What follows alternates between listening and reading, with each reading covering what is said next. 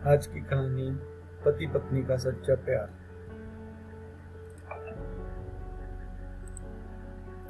एक आदमी ने एक बहुत ही खूबसूरत लड़की से शादी की। शादी के बाद दोनों की जिंदगी बहुत प्यार से गुजर रही थी।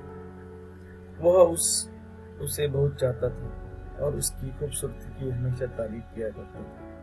लेकिन कुछ महीनों बाद लड़की चर्म रोग स्किन डिसीज से ग्रसित हुई और धीरे धीरे उसकी खूबसूरती जाने लगी।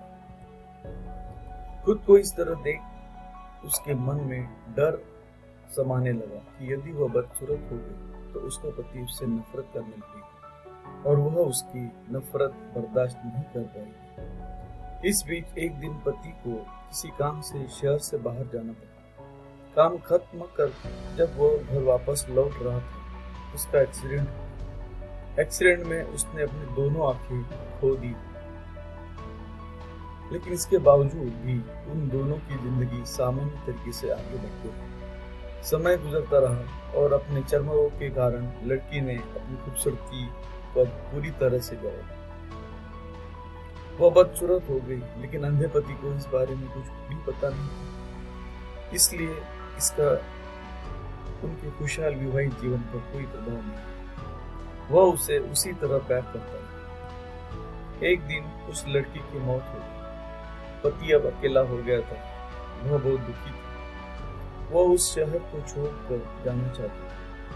उसने अंतिम संस्कार की सारी क्रियाविधि पूर्ण की और शहर छोड़कर जाने लगा।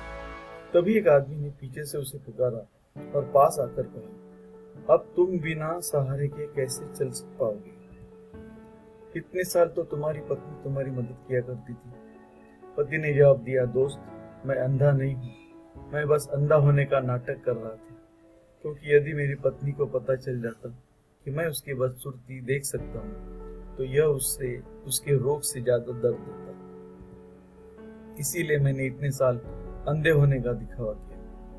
वह बहुत अच्छी पत्नी थी। मैं बस उसे खुश रखना चाहता था। इससे अपने को क्या सीख मिलती है?